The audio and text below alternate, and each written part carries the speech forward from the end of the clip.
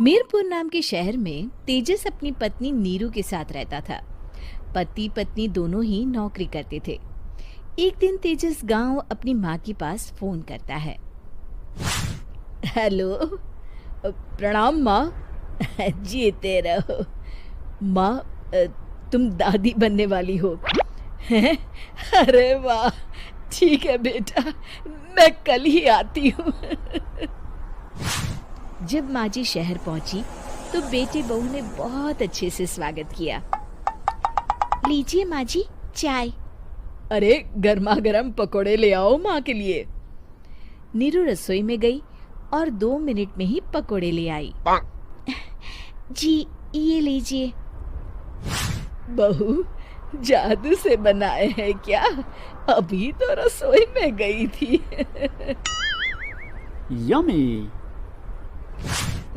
माँ जी, शीला रसोई में पकोड़े तल रही है, मैं बस लेकर आई।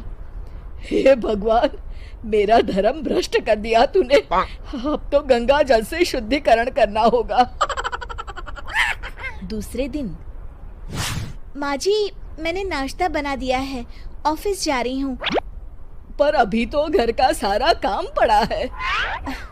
शीला आती ही होगी, झाड़ू पोछा बर्तन कपड़े वो सब कर लेगी। हमारे जमाने में घर का सारा काम हम ही करते थे। जी माँ जी, आप बहुत होशियार हैं, मैं घर ऑफिस दोनों नहीं संभाल पाती। तो जरूरत क्या है घर से बाहर जाकर चाकरी करने की? वैसे भी घर का काम खुद करने से घर में बरकत आती है, समझी? पर माँ जी।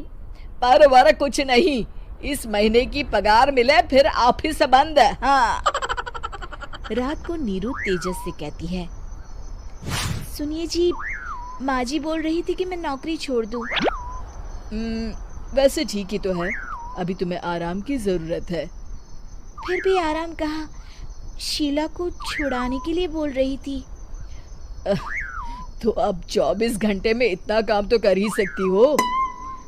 पर जॉब पसंद है मुझे, घर पर मन नहीं लगेगा।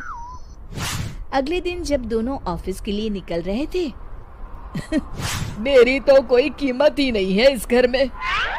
माँ जी, आजकल महंगाई बहुत है, रहन सहन भी बदल गया है, दोनों नौकरी करते हैं तभी ठीक रहता है। अच्छा, तू कहना क्या चाहती है? मेरा बेटा तुझे बिठा के खिला नहीं सकता? तू ही इस घर का खर्च चला रही है, हैं? नहीं माँ जी, मेरा वो मतलब नहीं था। मतलब खूब समझती हूँ, ये बाल धूप में सफेद नहीं किए मैंने। हाँ।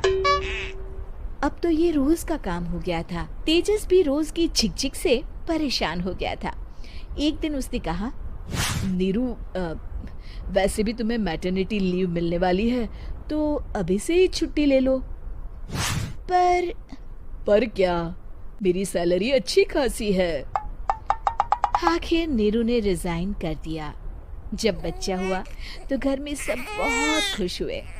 कुछ दिनों बाद तेजस फाइल देख रहा था। क्या हुआ तेजस, कुछ परेशान लग रहे हो? हाँ, वो हमारी जितनी सेविंग्स थी वो तो हॉस्पिटल में और छठी के फंक्शन में खत्म हो गई है नीरू।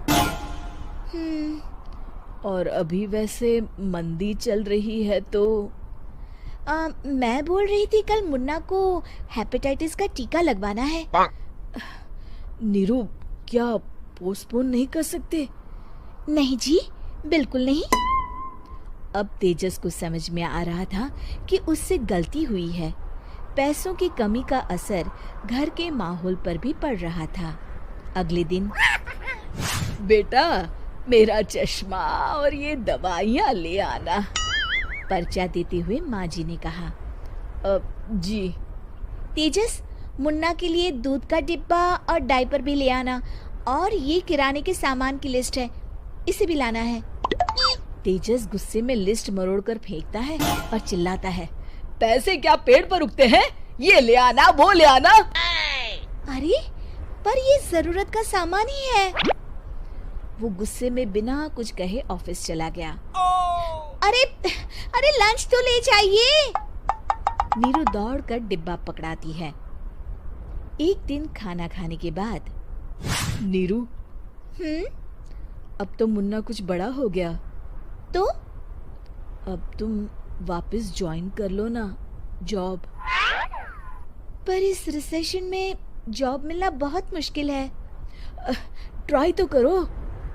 फिर मुन्ना, माँ जी है ना, और एक फुल टाइम मेड भी लगा लेंगे। पर माँ जी, उन्हें तो पसंद नहीं। तभी माँ जी वहाँ आ जाती है और प्यार से नीरू के सर पर हाथ फेरते हुए बोलती है, अब मेरी समझ में आ गया बहू, पहले के और अब के समय में अंतर है।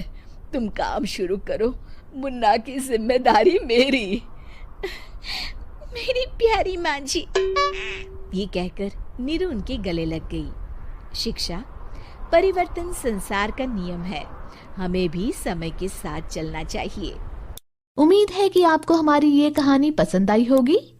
कृपया हमारे चैनल को सब्सक्राइब करें और सभी अपडेट्स के लिए बेल आइकन जरूर क्लिक करें। और हाँ, वीडियो लाइक और शेयर करना मत भूलिएगा। Bye bye.